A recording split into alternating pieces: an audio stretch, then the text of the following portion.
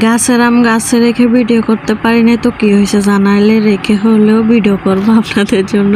হাতে রেখে ভিডিও করা যায় না, তো জানালাই লাগে ভিডিও করছি। তো এই আমগুলোর ভর্তা বানাবো আজকে, ভর্তা করে।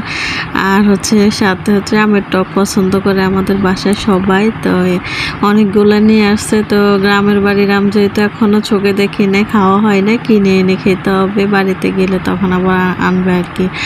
তো যাই হোক, এখানে আমের ভর্তার জন্য একটু চিনি, শুকনো মরিচ, বিট লবণ দিয়ে ভালোভাবে কষলাই নিচ্ছি আগে এগুলোকে। তারপরে আমার সাথে মেখে নিব ভালো করে। আর এই আমগুলো 10-11টা বাজে আমের ভর্তাটা বানাইছি, তখন এত মজা হয়েছে।